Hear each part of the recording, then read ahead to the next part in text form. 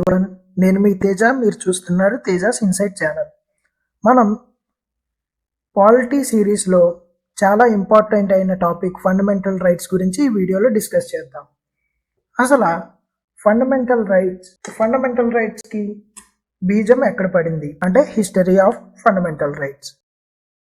1215 సంవత్సరంలో ఇంగ్లాండ్కి రాజైన king John ప్రజల్ని ఇష్టానికి వచ్చినట్టు పరిపాలిస్తున్నాడు అనమాట. అప్పుడు అక్కడ ఉన్న బ్యారన్స్ కింగ్ జాన్ని డిమాండ్ చేసి ఒక చట్టం మీద సంతకం చేసేలా చేశారు. దాన్ని మ్యాగ్నా కార్టా అంటారు. అప్పుడు కింగ్ జాన్ ఏం చేశాడు, దాని మీద వాళ్ళ డిమాండ్స్కి తలొగ్గి సైన్ చేశాడు. ఈ మ్యాగ్నా కార్టాని ఏమంటారంటే చార్టర్ ఆఫ్ రైట్స్ అంటారు. ఇవి ఏం చేస్తుందంటే ప్రజలకి రైట్స్ని ప్రొవైడ్ చేస్తుంది. అలా మన ఫండమెంటల్ రైట్స్ అనేవి స్టార్ట్ అయ్యాయి అన్నమాట. ఇంకా మన టాపిక్లోకి వెళ్ళిపోదాం. అసలు ఫండమెంటల్ రైట్స్ అనేవి ఎవరికి అప్లికేబుల్ అవుతాయి? ఫండమెంటల్ రైట్స్ అనేవి ప్రతి భారతీయుడికి అప్లికేబుల్ అవుతాయి. అలాగే ఫారినర్స్కి కూడా అప్లికేబుల్ అవుతాయి. మరి ఫారినర్స్కి అన్నీ వర్తిస్తాయా అంటే కాదు, కొన్ని వర్తిస్తాయి, కొన్ని వర్తించవు. అసలు ఆ ఫండమెంటల్ రైట్స్ ప్రజలకి ఎందుకు కావాలంటే ప్రజల యొక్క physical, mental, religion, moral and spiritual డెవలప్మెంట్కి కావాలి. ఇంకా ఫండమెంటల్ రైట్స్ ఇంతకు మించి ఏమీ చేయవా అంటే ఇవి ఫండమెంటల్ రైట్స్ అనేవి గవర్నమెంట్ యొక్క పవర్ని తగ్గిస్తాయి. గవర్నమెంట్ యొక్క పవర్ని ఎలా తగ్గిస్తాయి అంటే ప్రజల మీద గవర్నమెంట్ యొక్క ప్రభావాన్ని తగ్గించడం ద్వారా గవర్నమెంట్ పవర్ని తగ్గిస్తాయి అన్నమాట. ఇక్కడ ఇది థర్డ్ పాయింట్ అదే చెప్తుంది. Fundamental rights are used to limit the government power on individuals మీద గవర్నమెంట్ పవర్ని తగ్గిస్తాయి. ఫోర్త్ పాయింట్ ఏం చెప్తుందంటే ఫండమెంటల్ రైట్స్ అనేవి చట్టబద్ధమైనవి, అలాగే ఇవి కోర్టులచే రక్షించబడతాయి. These are justiciable and protected by courts అన్నమాట. కొన్ని ఫండమెంటల్ రైట్స్ ఫీచర్స్ చూసి మనం ఆర్టికల్ వైజ్ డిస్కస్ చేద్దాం. ఫండమెంటల్ రైట్స్ మనందరికీ తెలుసు. ఫండమెంటల్ రైట్స్ అనేవి ఆర్టికల్ 12 నుంచి ఆర్టికల్ 35 దాకా చెప్తాయి అన్నమాట. అలాగే fundamental rights a part of Indian కాన్స్టిట్యూషన్లో ఉందంటే థర్డ్ పార్ట్ని మనం ఏమని పిలుస్తామంటే మ్యాగ్నా కార్టా ఆఫ్ ఇండియా అని పిలుస్తాం. అంటే ఫండమెంటల్ రైట్స్ని ఏమని చెప్పచ్చు అంటే magna carta of India and constitution అని చెప్పచ్చు. దీనికి ఈ పేరు ఎవరు ఇచ్చారంటే బిఆర్ అంబేద్కర్ గారు ఇచ్చారు. అసలు ఫండమెంటల్ రైట్స్ ఎన్ని ఉండేవి అంటే ఒరిజినల్ కాన్స్టిట్యూషన్ ప్రకారం అయితే 7 ఉండేవి.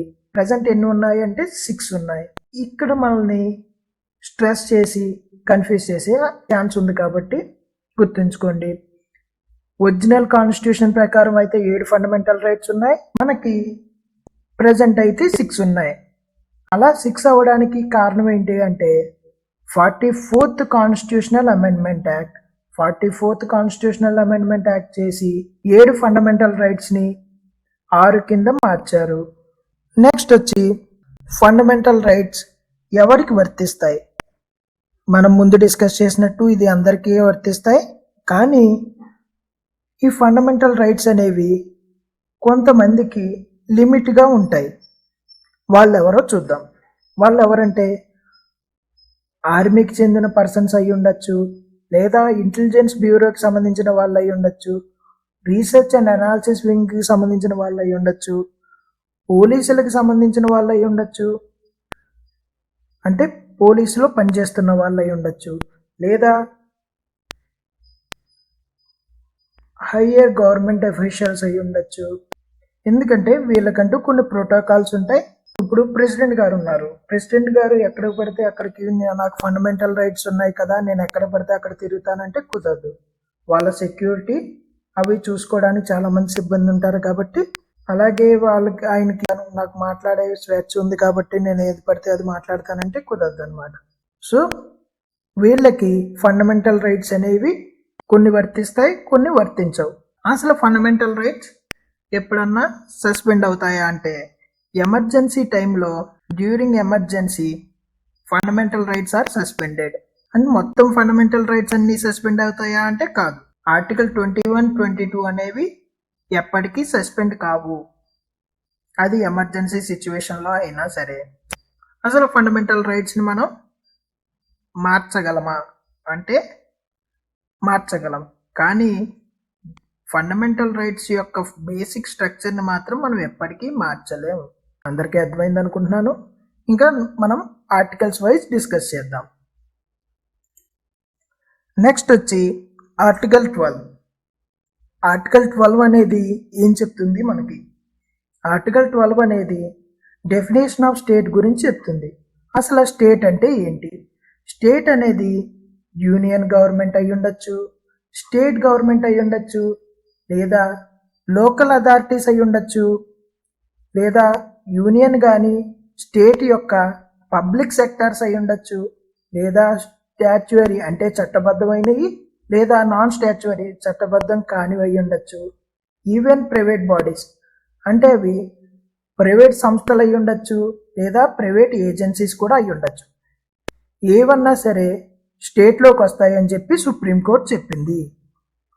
ఎవరు చెప్పారంటే సుప్రీంకోర్టు చెప్పింది అనమాట. ఆర్టికల్ 12 ఏం చెప్తుందంటే డెఫినేషన్ ఆఫ్ స్టేట్ గురించి చెప్తుంది. నెక్స్ట్ వచ్చి అసలు ఆర్టికల్ 13 ఏం చెప్తుంది? ఆర్టికల్ 13 ఏం చెప్తుందంటే ప్రొటెక్ట్స్ ఇండివిజువల్ ఫండమెంటల్ రైట్స్. ఇది ప్రజల యొక్క ఫండమెంటల్ రైట్స్ని ఎలా ప్రొటెక్ట్ చేయాలా అన్నది చెప్తుంది అనమాట.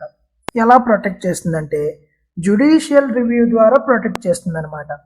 మరి ఏ కోర్టులో ఏ ఆర్టికల్ పనిచేస్తుందో చూద్దాం. ఆర్టికల్ 32 అన్నది సుప్రీంకోర్టులో పనిచేస్తుంది. ఆర్టికల్ 226 వచ్చి హైకోర్టులో పనిచేస్తుంది. ఆర్టికల్ 13లో కొన్ని సబ్ క్లాసెస్ చాలా ఇంపార్టెంట్. ఇవి ప్రీవియస్ ఇయర్గా క్వశ్చన్లు అడిగారు అనమాట. వాటిని డిస్కస్ చేద్దాం. గుర్తుపెట్టుకోండి, అన్ని ఆర్టికల్ అన్నీ చదవక్కర్లేదు. 450 ఆర్టికల్స్ ఉన్నాయి మన కాన్స్టిట్యూషన్లో. 470 ఆర్టికల్స్ ఉన్నాయి. మనం 470 ఆర్టికల్స్ని చదవక్కర్లేదు. కొన్ని ఇంపార్టెంట్, అలాగే ఏవైతే న్యూస్లో ఉన్నాయో ఆ ఆర్టికల్స్ని మనం డిస్కస్ చేస్తే సరిపోతుంది. ఓకే, నెక్స్ట్ వచ్చి ఆర్టికల్ 13 సబ్ క్లాస్ 2. ఇదేం చెప్తుందంటే stop new laws that cut down or take away any fundamental rights. ఏవైతే కొత్త చట్టాలు చేయబడతాయో వాటిలో ఫండమెంటల్ రైట్స్ని కట్ డౌన్ కానీ అంటే తీసివేయడం కానీ, కట్ డౌన్ ఆర్ టేక్ అవే తీసివేయడం కానీ జరిగితే ఆ లాస్ని ఆపేస్తాయి అన్నమాట. అందరికీ అర్థమైంది అనుకుంటున్నాను. నెక్స్ట్ వచ్చి ఆర్టికల్ 13 సబ్ క్లాస్ 3 గురించి చూద్దాం. ఆర్టికల్ 13 సబ్ క్లాస్ 3 ఏం చెప్తుందంటే అసలు లా అంటే ఏంటి, చట్టం అంటే ఏంటి, చట్టంలో ఏమేమి ఉంటాయి అన్న విషయాలు చెప్తుంది. చట్టంలో ఏమి ఉంటాయి అంటే ఆర్డినెన్స్ ఉంటుంది, ఆర్డర్స్ ఉంటాయి, రూల్స్ ఉంటాయి, రెగ్యులేషన్స్ ఉంటాయి, అలాగే లోకల్ కస్టమ్స్ అంటే అక్కడ స్థానికంగా ఉన్న ఆచారాల గురించి కూడా ఉంటుందన్నమాట. సో ఆర్టికల్ 13 సబ్ క్లాస్ 3 అనేది చట్టం గురించి చెప్తుంది, అలాగే చట్టంలో ఉన్న విషయాల గురించి కూడా చెప్తుంది అనమాట. నెక్స్ట్ ఆర్టికల్ వచ్చి ఆర్టికల్ 14. ఆర్టికల్ 14 డిస్కస్ చేసే ముందు ఫస్ట్ ఫండమెంటల్ రైట్ అయిన రైట్ టు ఈక్వాలిటీ గురించి డిస్కస్ చేద్దాం. రైట్ టు ఈక్వాలిటీ అంటే అందరూ సమానమని. రైట్ టు ఈక్వాలిటీకి రిలేటెడ్ అయిన ఆర్టికల్స్ ఏంటంటే article 14, article 15, article 16, article 17 and article 18. అసలు ఫస్ట్గా ఆర్టికల్ 14 గురించి చూద్దాం. ఆర్టికల్ 14 ఏం చెప్తుందంటే అందరూ సమానం అన్న విషయం చెప్తుంది.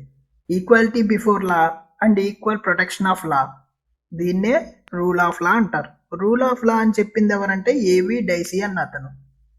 మనందరికీ తెలుసు రూల్ ఆఫ్ లా అన్న దాన్ని మనం ఎక్కడి నుంచి తీసుకున్నాం అంటే యూకే కాన్స్టిట్యూషన్ నుంచి తీసుకున్నాం. ఆర్టికల్ 14 ఏం చెప్తుందంటే అందరూ సమానం అన్న విషయం చెప్తుంది. Equality before law and equal protection of law, అందరూ సమానం, లా ముందు అందరూ సమానం, అలాగే అందరినీ లా ప్రొటెక్ట్ చేస్తుందని చెప్తుంది. నెక్స్ట్ వచ్చి ఆర్టికల్ 15. ఆర్టికల్ 15 ఏం చెప్తుందంటే prohibition of discrimination on grounds of religion, caste, sex, race, place of birth గురించి చెప్తుంది. అంటే ఎవరిని మనం డిస్క్రిమినేట్ చేయకూడదు, అంటే తక్కువ చేసి చూడకూడదు. దేన్ని బేస్ చేసి అంటే వాళ్ళ యొక్క రిలీజియన్ అంటే మతాన్ని కానీ, అలాగే క్యాస్ట్ అంటే వాళ్ళ కులం గురించి కానీ, వాళ్ళ రేస్ అంటే వాళ్ళ జాతి గురించి కానీ, సెక్స్ ఆర్ జెండర్ అంటే ఏంటంటే వాళ్ళు మేలా ఫిమేలా ట్రాన్స్జెండరా అని కానీ, అలాగే ప్లేస్ ఆఫ్ బర్త్ వాళ్ళు ఎక్కడ పుట్టారన్న విషయాల మీద మనం ఏ మనిషిని డిస్క్రిమినేట్ చేయకూడదు అని చెప్పేది ఆర్టికల్ 15. ఆర్టికల్ 16 చూద్దాం. ఆర్టికల్ 16 వచ్చి equal opportunities in the matter of public employment. అంటే పబ్లిక్ ఎంప్లాయ్మెంట్ అంటే ఏం లేదు, గవర్నమెంట్ జాబ్స్ లో అందరికీ ఈక్వల్ ఆపర్చునిటీ ప్రొవైడ్ చేయాలని చెప్పేది ఆర్టికల్ 16. ఇది ప్రీవియస్ ఇయర్ క్వశ్చనే, ఎవరైతే ఆర్ఆర్బికి ప్రిపేర్ అవుతారో ఇది ఇంపార్టెంట్. నెక్స్ట్ వచ్చి ఆర్టికల్ 17. ఆర్టికల్ 17 వచ్చి అబాలిషన్ ఆఫ్ అన్టచబిలిటీ గురించి చెప్తుంది. ఇది కూడా important article. Abolition of untouchability గురించి చెప్తుంది. అసలు అబాలిషన్ ఆఫ్ అన్టచబిలిటీ గురించి ఏమన్నా రిలేటెడ్ యాక్ట్స్ ఉన్నాయా అంటే ద అన్టచబిలిటీ అఫెన్సెస్ యాక్ట్ 1955 ఒకటి ఉంది. దాన్ని మనం protection of civil rights act 1955 కింద పేరు మార్చారనమాట. ఇది ఏం చెప్తుంది, అసలు ఆర్టికల్ 17 ఏం చెప్తుందంటే అన్టచబిలిటీని రిమూవ్ చేయాలి అన్న మెయిన్ కాన్సెప్ట్ తో వచ్చిందే ఆర్టికల్ 17. అంటే అంటరానితనాన్ని నిర్మూలించడానికి ఆర్టికల్ 17 వచ్చిందనమాట. ఆర్టికల్ 18. ఆర్టికల్ 18 ఏం చెప్తుందంటే అబాలిషన్ ఆఫ్ టైటిల్స్, అంటే అన్ని టైటిల్సా అంటే కాదు, accept earned and academic and military titles అనమాట. ఏదైతే మనం సొంతంగా సంపాదించుకుంటామో అవి, అలాగే అకాడమిక్, అలాగే మిలిటరీ నుంచి వచ్చినవి మాత్రం రిమూవ్ చేయడానికి లేదు. ఏం రిమూవ్ చేస్తామంటే హెరిడిటరీగా ఏమైతే వస్తాయో హెరిడిటరీ పూర్వకాలం కింగ్స్ క్వీన్స్ సిస్టమ్ ఉండేది కదా, అప్పుడు రాజా మహారాజా అని చెప్పి వచ్చేవి, అవి హెరిడిటరీ అన్నమాట. వాటిని నిర్మూలిస్తుంది. మరి ఏటి నుంచుతుంది అంటే ఎర్నడ్. ఇప్పుడు గాంధీని మనం ఏమంటాం, మహాత్మా. అకాడమిక్ పరంగా తీసుకుంటే ఎంబీబీఎస్ చేసిన వాళ్ళని ఏమంటాం మనం, డాక్టర్. మిలిటరీలో కొన్ని మిషన్స్ బేస్ చేసుకొని మనం కొన్ని మెడల్స్ ఇస్తాం. ఏంటి, మహావీర్ చక్ర, పరమ్వీర్ చక్ర, అలాంటి టైటిల్స్ అనమాట. నెక్స్ట్ వచ్చి రైట్ టు ఫ్రీడమ్ గురించి చూద్దాం. రైట్ టు ఫ్రీడమ్ అనేది ఆర్టికల్ 19 నుంచి ఆర్టికల్ 22 దాకా రైట్ టు ఫ్రీడమ్ గురించి చెప్తుంది. ఆర్టికల్ 19 వచ్చి రైట్ టు ఫ్రీడమ్ గురించి చెప్తుంది అనమాట ఎస్పెషల్గా. అసలు ఎన్ని రకాల ఫ్రీడమ్స్ ఉన్నాయి? ఆర్టికల్ 19 ప్రకారం 6 టైప్ ఆఫ్ ఫ్రీడమ్స్ ఉన్నాయి. అవి ఏంటో చూద్దాం. ఆర్టికల్ 19 సబ్ క్లాస్ 1 ఏం చెప్తుందంటే freedom of speech and expression, అంటే మాట్లాడే స్వేచ్ఛని, అలాగే భావ ప్రకటన స్వేచ్ఛ గురించి చెప్తుంది. భావ ప్రకటన స్వేచ్ఛ అలాగే మాట్లాడే స్వేచ్ఛ ఏ ఆర్టికల్ ప్రకారం అంటే ఆర్టికల్ 19 సబ్ క్లాస్ 1 గురించి ఉందన్నమాట. నెక్స్ట్ వచ్చి ఆర్టికల్ 19 సబ్ క్లాస్ 2 ఇదేం చెప్తుందంటే ఫ్రీడమ్ టు అసెంబ్లీ, అంటే గుమికూడే స్వేచ్ఛ అనమాట. ఇదే స్వేచ్ఛ లేదంటే ఆర్టికల్ 19 సబ్ క్లాస్ 2 లేదంటే సాయంత్రం మనం మన ఫ్రెండ్స్తో కలిసి తిరిగే స్వేచ్ఛ లేనట్టే. ఓకే, ఆర్టికల్ 19 సబ్ క్లాస్ 2 ఏం చెప్తుందంటే freedom to assembly. Article 19 sub class 3 ఏం చెప్తుందంటే ఫ్రీడమ్ టు ఫార్మ్ అసోసియేషన్స్, అంటే పార్టీలు పెట్టడానికి కానీ, లేదా అలాగే ఆర్గనైజేషన్లు పెట్టడానికి కానీ, లేదా ఎన్జిఓస్ని పెట్టడానికి కానీ ఇచ్చిన స్వేచ్ఛ ఏంటంటే 19 sub class 3. Okay, 19 sub clause 2 అనేది ప్రీవియస్ ఇయర్ క్వశ్చన్. ఇది ఆర్ఆర్బి జేఈ సివిటి 2 2015లో అడిగిన క్వశ్చన్ అనమాట. నెక్స్ట్ వచ్చి ఆర్టికల్ 19 సబ్ క్లాస్ 4. ఇది ఏం చెప్తుందంటే ఫ్రీడమ్ ఆఫ్ మూవ్మెంట్. మనం ఇండియాలో ఎక్కడి నుంచి ఎక్కడికన్నా తిరగచ్చు. మనల్ని ఎవరన్నా ఆపి క్వశ్చన్ చేసే అధికారం ఉందా అంటే లేదు, ఎందుకంటే మనకి ఫ్రీడమ్ ఆఫ్ మూవ్మెంట్ అనే స్వేచ్ఛ ఉంది. ఇది ఎక్కడి నుంచి ఉందంటే మనకి 19 సబ్ క్లాస్ 4లో ఉంది, ఫ్రీడమ్ ఆఫ్ మూవ్మెంట్. నెక్స్ట్ వచ్చి ఆర్టికల్ 19 సబ్ క్లాస్ 5. ఇది ఫ్రీడమ్ ఆఫ్ రెసిడెన్స్. మనం జాబ్ రీత్యా వేరే స్టేట్కి మూవ్ అయ్యాం, అక్కడ ఇల్లు కట్టుకొని మనం ఉండొచ్చు. ఆ ఫ్రీడమ్ చెప్పేది ఏంటంటే ఫ్రీడమ్ ఆఫ్ రెసిడెన్స్. ఇది వచ్చి ఆర్టికల్ 19 సబ్ క్లాస్ 5లో ఉంది. దీనికి సింపుల్ ఎగ్జాంపుల్, చాలా మంది జాబ్ రీత్యా వేరే స్టేట్స్కి వెళ్ళి అక్కడ సెటిల్ అయ్యి అక్కడ అపార్ట్మెంట్లో కొనుక్కొని స్టే చేస్తున్నారు. వాళ్ళకి ఆ రైట్ ఎలాగ వచ్చిందంటే ఆర్టికల్ 19 సబ్ క్లాస్ 5 ద్వారా వచ్చింది. ఆర్టికల్ 19 సబ్ క్లాస్ 6 ఏం చెప్తుందంటే ఫ్రీడమ్ ఆఫ్ ప్రొఫెషన్. అంటే మనకు కావలసిన వృత్తిని మనం ఎంచుకునే హక్కు అనమాట. దీనికి ఎగ్జాంపుల్గా ఇంజనీరింగ్ స్టూడెంట్స్ని తీసుకుందాం. ఇంజనీరింగ్ స్టూడెంట్స్ బ్యాంకర్స్ అవుతున్నారు, అలాగే యూపీఎస్సి క్రాక్ చేసిన వాళ్ళు ఉంటున్నారు, అలాగే ఎస్ఎస్సి క్రాక్ చేసి డిఫరెంట్ సెక్టర్ ఆఫ్ జాబ్స్లోకి వెళ్ళిన వాళ్ళు ఉంటున్నారు అనమాట. కానీ వీళ్ళు చదివింది ఏంటి? ఇంజనీరింగ్. సో మన ప్రొఫెషన్ని మనం సెలెక్ట్ చేసుకునే అధికారం మనకి ఉంది. సో ఫ్రీడమ్ ఆఫ్ ప్రొఫెషన్ వచ్చి ఆర్టికల్ 19 సబ్ క్లాస్ 6 ద్వారా చెప్తుంది అనమాట. నెక్స్ట్ ఆర్టికల్ వచ్చి ఆర్టికల్ 20. ఆర్టికల్ 20 ఏం చెప్తుందంటే protection from conviction of offences గురించి చెప్తుంది. నెక్స్ట్ వచ్చి ఆర్టికల్ 21. ఆర్టికల్ 21 కూడా చాలా ఇంపార్టెంట్, ఎందుకంటే ఇది ఎమర్జెన్సీలో కూడా క్యాన్సిల్ అవ్వదు కాబట్టి. Protection of life and personal Liberty గురించి చెప్తుంది అనమాట. అలాగే మనకి క్వశ్చన్ ఇలా కూడా అడగచ్చు, సైబర్ క్రైమ్స్కి రిలేటెడ్ అయిన ఆర్టికల్ ఏది అని అడిగాడు అనుకోండి, ఆర్టికల్ 21 మనం పెట్టచ్చు. ఎందుకంటే సైబర్ క్రైమ్స్లో మేజర్ పార్ట్ ఏంటంటే పర్సనల్ డేటా మిస్యూజ్ అవుతుంది. పర్సనల్ డేటా అన్నది పర్సనల్ లిబర్టీకి సంబంధించిన విషయం. సో ఆర్టికల్ 21 వచ్చి సైబర్ క్రైమ్స్కి రిలేట్ అయిన ఆర్టికల్ అని చెప్పుకోవచ్చు. సో ఇది కూడా ప్రీవియస్గా ఇయర్లో క్వశ్చన్ అడిగింది కాబట్టే మనం ఇక్కడ డిస్కస్ చేస్తున్నాం. నెక్స్ట్ వచ్చి ఆర్టికల్ 21A. ఆర్టికల్ 21A ఏం చెప్తుందంటే రైట్ టు ఎడ్యుకేషన్ అనేది ఫండమెంటల్ రైట్ అని చెప్తుంది. ఎప్పుడు దీన్ని స్టార్ట్ చేశారంటే 2002 నుంచి ఇది యాక్టివ్లో ఉందన్నమాట. 86th constitutional amendment act right to ఎడ్యుకేషన్ని ఫండమెంటల్ రైట్ చేసిందనమాట. 86th కాన్స్టిట్యూషనల్ అమెండ్మెంట్ యాక్ట్ అందరికీ తెలుసు, 2002లో వచ్చింది. నెక్స్ట్ వచ్చి protection against arrest and detention in certain cases. మిమ్మల్ని అరెస్ట్ చేస్తారని చెప్పి ముందుగా మీరు ప్రిపేర్ అయిపోయి దానికి సంబంధించింది ప్రీ యాంటిసిపేటరీ బెయిల్ అంటారు. అంటే ముందుగా మనల్ని అరెస్ట్ చేస్తారని తెలిసినప్పుడు మనం ముందుగా వెళ్ళి కోర్టుని ఆశ్రయించి మనం బెయిల్ తీసుకుంటాం అన్నమాట. Protection against arrest and detention in certain cases అది చెప్పేది ఆర్టికల్ 22. ఆర్టికల్ 21 అండ్ 22 అనేవి ఎమర్జెన్సీ సిచ్యువేషన్లో కూడా క్యాన్సిల్ అవ్వవు, గుర్తుపెట్టుకోండి. తర్వాత వచ్చి రైట్ అగైనెస్ట్ ఎక్స్ప్లాయిటేషన్. ఆర్టికల్ 23, 24 ఏం చెప్తుందంటే రైట్ అగైనెస్ట్ ఎక్స్ప్లాయిటేషన్. ఇది article 23 prohibition of human trafficking, kidnapping and forced labour గురించి, అలాగే సెక్సువల్ యాక్టివిటీస్ గురించి చెప్తుంది. అంటే ఆర్టికల్ 23 ఏం చెప్పిందంటే హ్యూమన్ ట్రాఫికింగ్ని, అలాగే ఫోర్స్డ్ లేబర్ని, అలాగే సెక్సువల్ యాక్టివిటీస్ని నిషేధించింది అనమాట. గుర్తుంచుకోండి, నిషేధించింది. హ్యూమన్ ట్రాఫికింగ్ అంటే ఏం కాదు, కిడ్నాపింగ్. ఫోర్స్డ్ లేబర్ అంటే బలవంతంగా పని చేయించడం. ఇంకా సెక్సువల్ యాక్టివిటీస్ అంటే అందరికీ తెలుసు, బ్రోతర్ హౌసెస్. ఆర్టికల్ 24 ఏంటంటే prohibition of employment of children under the age of 14 years.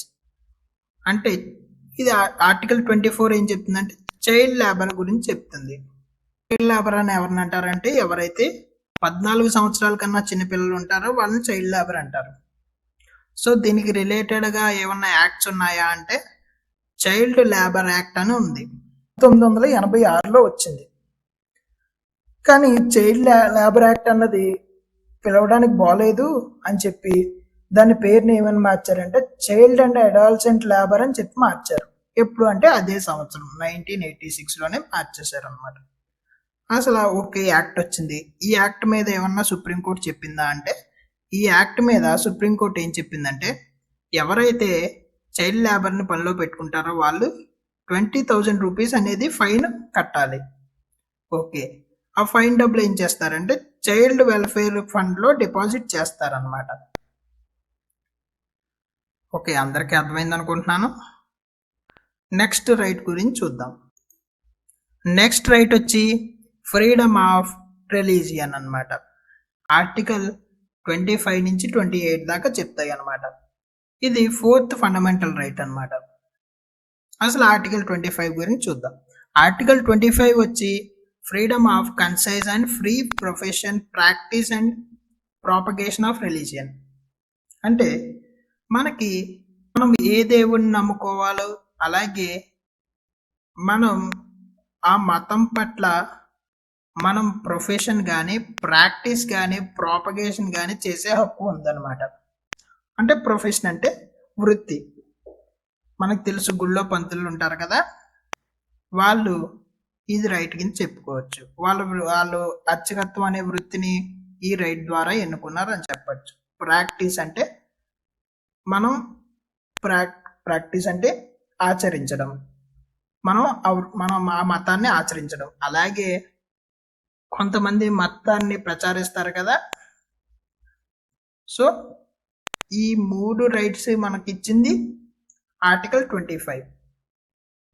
అంటే మనం మతాన్ని వృత్తిగా స్వీకరించవచ్చు, మతాన్ని మనం ఆచరించవచ్చు, అలాగే మతాన్ని మనం ప్రచారం చెయ్యొచ్చు అని చెప్పేదే ఆర్టికల్ 25. ఓకే, దీన్నే మనం సింపుల్గా పీపీపీ ఆఫ్ రిలీజియన్ అని చెప్పుకోవచ్చు మనకు గుర్తుండడానికి. ఓకే, నెక్స్ట్ వచ్చి ఆర్టికల్ 26. ఆర్టికల్ 26 ఏం చెప్తుందంటే freedom to manage religious affairs. మనం రిలీజియస్ అఫైర్స్ని మేనేజ్ చేసే హక్కు మనకి ఉంది అని చెప్తుంది. నెక్స్ట్ వచ్చి article 27. Freedom from payment of taxes for promotion of any religion. మనం మత ప్రచారాన్ని ప్రమోట్ చేసినప్పుడు ట్యాక్స్ ఏమన్నా కట్టాలా అంటే వీఆర్ ఎగ్జంప్టెడ్ ఫ్రమ్ ట్యాక్సెస్ అనమాట. ట్యాక్స్ని కట్టక్కర్లేదు అని చెప్పేది ఆర్టికల్ 27. చాలా ట్రస్ట్లకు కానీ, మనం ఆర్గనైజేషన్కి కానీ డొనేట్ చేస్తే మనం ఎగ్జంప్టెడ్ ఫ్రమ్ ట్యాక్సెస్ అనమాట. ట్యాక్స్ నుంచి మనం కొంత బయటపడవచ్చు. ఆర్టికల్ 28. ఆర్టికల్ 28 ఏం చెప్తుందంటే freedom from attending religious instructions or worship in certain educational institutions. ఇది సింపుల్గా ఏంటంటే కొన్ని మిషనరీ స్కూల్స్ ఉంటాయి, క్రిస్టియన్ మిషనరీ స్కూల్స్ ఉన్నాయి. క్రిస్టియన్ మిషనరీ స్కూల్స్ వాళ్ళ ప్రేయర్స్లో ఖచ్చితంగా జీసస్ గురించి సమ్ ప్రేయర్స్ ఉంటాయి. అలాగే కొన్ని శ్రీ వెంకటేశ్వర వేద విద్యాలయం ఉంది, అక్కడ ప్రేయర్లో ఏముంటుంది అంటే ఖచ్చితంగా హిందూ దేవుళ్ళ గురించి ఉంటుంది. ముస్లిం ఇన్స్టిట్యూషన్స్ ఉన్నాయి, ముస్లిం ఇన్స్టిట్యూషన్లో ఖచ్చితంగా నమాజ్ జరుగుతుంది ప్రేయర్ టైంలో. ఆ ఫ్రీడమ్ మనకి ఇచ్చింది ఆర్టికల్ 28. నెక్స్ట్ వచ్చి cultural and educational rights. Article 29, 30 cultural and educational rights గురించి డీల్ చేస్తాయి. ఇవి అందరికీనా అంటే ముఖ్యంగా మైనారిటీస్ కోసం అన్నమాట. ఆర్టికల్ 29 చూద్దాం. ఆర్టికల్ 29 వచ్చి protection of language, script, culture of minorities అన్నమాట. ఇది అందరికీ వర్తిస్తుందా అంటే ఇది అందరికీ వర్తిస్తుంది. ఇది భాషని, అలాగే లిపిని, స్క్రిప్ట్ అంటే లిపి అంటే మనం రాస్తాం కదా, మన భాషని మనం రాస్తే దాన్ని స్క్రిప్ట్ అంటారు. అలాగే కల్చర్ని కాపాడడానికి ఆర్టికల్ 29 అనేది చాలా ఉపయోగపడుతుంది. ఆర్టికల్ 30 మాత్రం ఓన్లీ ఫర్ స్పెషల్గా మైనారిటీస్ కోసం. Minorities have right to establish and administrate the educational institutes. మైనారిటీస్కి వాళ్ళ సొంతంగా ఎడ్యుకేషనల్ ఇన్స్టిట్యూట్స్ని ప్రారంభించే హక్కు, అలాగే వాటిని రన్ చేసుకునే హక్కు ఉందన్నమాట. అది ఆర్టికల్ 31 చెప్తుంది. ఆర్టికల్ 30 చెప్తుంది.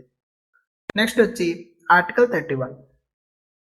ఆర్టికల్ 31 కూడా మనకి ఒక ఫండమెంటల్ రైట్గా ఉండేది. ఎప్పటిదాకా అంటే 44th కాన్స్టిట్యూషనల్ అమెండ్మెంట్ యాక్ట్ ద్వారా. అసలు ఆర్టికల్ 31 నుంచి చూద్దాం. ఆర్టికల్ 31 వచ్చి రైట్ టు ప్రాపర్టీ. అసలు దీన్ని తీసేయడానికి ప్రధాన కారణాలు ఏమన్నా ఉన్నాయంటే అప్పట్లో ఉన్న జమీందారీ సిస్టమ్ ఒకటి అనమాట. జమీందారీ సిస్టమ్ ఒకటి మెయిన్. అలాగే ఎవరైతే ప్రైవేట్ పర్సన్స్ ఉన్నారో వాళ్ళు డెవలప్మెంట్కి కూడా ల్యాండ్ ఇచ్చేవారు కాదనమాట. Very tough to acquire the private land for development. అంటే రోడ్లు వేద్దామన్నా సరే, లేకపోతే అక్కడ ఏమన్నా డెవలప్ చేద్దాం, చెరువులు తవ్వుదామన్నా సరే వాళ్ళు ల్యాండ్ ఇచ్చేవారు కాదు. కారణాల వల్ల రైట్ టు ప్రాపర్టీని తీసేయడానికి మెయిన్ కారణం అదనమాట.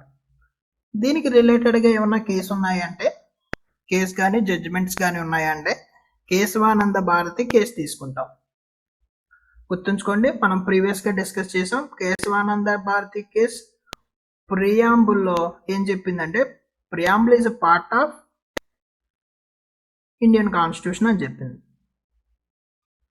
ఓకే, అది ప్రియాంబుల్ గురించి. కేశవానంద భారతి కేసు అంటే, కేశవానంద భారతి మీద ఎవరు కేసు ఫైల్ చేశారంటే కేరళ గవర్నమెంట్ మీద కేశవానంద భారతి గారు కేసు ఫైల్ చేశారు. ఎప్పుడు అంటే 1973లో అన్నమాట. అప్పుడు సుప్రీంకోర్టు ఏం తీర్పిచ్చిందో చూద్దాం. సుప్రీంకోర్టు ఏం చెప్పిందంటే, పార్లమెంట్కి కాన్స్టిట్యూషన్ మీద మార్పులు కానీ అమెండ్మెంట్స్ చేసే హక్కు ఉంది, కానీ అది బేసిక్ స్ట్రక్చర్ను మార్చకూడదు అని చెప్పింది అనమాట. సో వెర్డిక్ట్ అంటే చివరి తీర్పు అనమాట. చివరి తీర్పులో ఏం చెప్పిందంటే, రైట్ టు ప్రాపర్టీ అనేది బేసిక్ కాన్స్టిట్యూషన్లో యొక్క బేసిక్ స్ట్రక్చర్లో పార్ట్ కాదని చెప్పింది. అంతే. వెంటనే ఏం చేసిందంటే పార్లమెంట్ ఆర్టికల్ 31ని రిమూవ్ చేసింది. ఇది మిస్యూజ్ అవుతుందని చెప్పి చాలా లీగల్గా బ్యాటిల్స్ జరిగాయి అనమాట.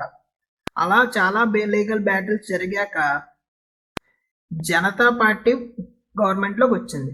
జనతా పార్టీ గవర్నమెంట్లోకి వచ్చాక 44th కాన్స్టిట్యూషనల్ అమెండ్మెంట్ యాక్ట్ చేసి 1978లో దీన్ని ఒక లీగల్ రైట్ కింద పెట్టిందనమాట. మరి లీగల్ రైట్గా పెట్టినప్పుడు ఆర్టికల్ కూడా మారుతుంది. ఆర్టికల్ ఏంటంటే ఆర్టికల్ 300A. ఆర్టికల్ 300A అని గుర్తు రాగానే మనం ఏం చేయాలి, రైట్ టు ప్రాపర్టీ అనేది లీగల్ రైట్ అని గుర్తుకు రావాలన్నమాట. నెక్స్ట్ వచ్చి రైట్ టు కాన్స్టిట్యూషనల్ రెమెడీస్. ఇది చాలా చాలా చాలా important. Right to constitutional remedies అన్నది ఆర్టికల్ 32కి సంబంధించింది అనమాట. ఇది ఫండమెంటల్ రైట్లో 6th fundamental right and most important fundamental rights. దీన్ని డాక్టర్ బిఆర్ అంబేద్కర్ గారు ఏమన్నారంటే heart and soul of Indian constitution అన్నారు. ఆర్టికల్ 32ని ఏమన్నారంటే heart and soul of constitution అన్నారు. చెప్తుంది అసలు ఆర్టికల్ 32 ఏం చెప్తుందంటే, to move the supreme court for the enforcement of fundamental rights including writs. అంటే మనకి ఎప్పుడన్నా ఫండమెంటల్ రైట్స్ అనేవి దక్కట్లేదు అనుకోండి, మనం వెంటనే సుప్రీం కోర్టుకి వెళ్ళాం అనుకోండి, మనకి ఫండమెంటల్ రైట్స్ ఎన్ఫోర్స్ అయ్యేలాగా సుప్రీం కోర్ట్ చూస్తుంది అనమాట. అంటే దీనికి మనం ఏం చెప్పుకోవచ్చు, supreme court are responsible for 32 ఏం చెప్తుంది, supreme court responsible for fundamental rights. కొన్ని ఎగ్జామ్ పాయింట్ ఆఫ్ వ్యూలో చూద్దాం. ఏంటి అసలు ఆ ఫండమెంటల్ రైట్స్ క్యాన్సిల్ చేసే హక్కు ఉంది కదా ఎమర్జెన్సీ టైంలో. ఎవరు క్యాన్సిల్ చేస్తారంటే ప్రెసిడెంట్ గారికి ఫండమెంటల్ రైట్స్ని క్యాన్సిల్ చేసే హక్కు ఉంది. ఎప్పుడు అంటే ఎమర్జెన్సీ సిచ్యువేషన్లో. ఏ ఆర్టికల్కి అంటే ఆర్టికల్ 359. ఆర్టికల్ 359 యూజ్ చేసుకొని ప్రెసిడెంట్ గారు ఎమర్జెన్సీ టైంలో ఫండమెంటల్ రైట్స్ని క్యాన్సిల్ చేసే హక్కు ఉంది. సెకండ్ పాయింట్ చూద్దాం. During emergency only article 21 and 22 are not suspended. అంటే ఎమర్జెన్సీ టైంలో కూడా ఆర్టికల్ 21, 22 అనేవి అలైవ్గా ఉంటాయి. నెక్స్ట్ వచ్చి on which article the violation of fundamental right directly approach the courts for support. అంటే ఏ ఆర్టికల్ బేస్ చేసుకొని ఫండమెంటల్ రైట్స్ మీద వైలేషన్ వస్తే మనం కోర్టును అప్రోచ్ అవ్వచ్చు అంటే ఆర్టికల్ 30 గుర్తుపెట్టుకోండి. ఆర్టికల్ 32 వచ్చి ఎన్ఫోర్స్మెంట్ ఆఫ్ ఫండమెంటల్ రైట్స్ గురించి చెప్తుంది. ఆర్టికల్ 13 వచ్చి వైలేషన్ ఆఫ్ ఫండమెంటల్ రైట్స్ గురించి చెప్తుంది. అందుకే నేను ఇక్కడ ఎగ్జామ్ పాయింట్ ఆఫ్ వ్యూలో రాశాను, గుర్తుపెట్టుకోండి. చాలా చాలా ఇంపార్టెంట్. మనల్ని ఎప్పుడు ఏంటంటే ఇలాంటి రిలేటెడ్ అయిన టాపిక్స్ వచ్చినప్పుడు మనల్ని ఖచ్చితంగా మనం స్ట్రెస్ అయ్యి మనం రాంగ్ ఆప్షన్ పెట్టడానికి ఛాన్స్ ఉంటుంది. కాబట్టి ఈ పాయింట్స్ నేను డిస్కస్ చేస్తున్నాను అనమాట. నెక్స్ట్ వచ్చి cancelling of laws or regulations made by parliament to void fundamental rights. ఎప్పుడైతే మనకి ఫండమెంటల్ రైట్స్ అనేవి వాయిడ్ అవుతాయో ఆ చట్టాలను వెంటనే క్యాన్సిల్ చేయాలి అని చెప్పేది ఏంటంటే ఆర్టికల్ 13. ఓకే, ఇక్కడితో ఈ వీడియో ముగిద్దాం. నెక్స్ట్ వీడియోలో మనం ఫండమెంటల్ డ్యూటీస్ చూద్దాం, తర్వాత రిట్స్ కాన్సెప్ట్ చూద్దాం. Okay, thank you for watching. Keep supporting Tejas Insight. We'll meet you in next video.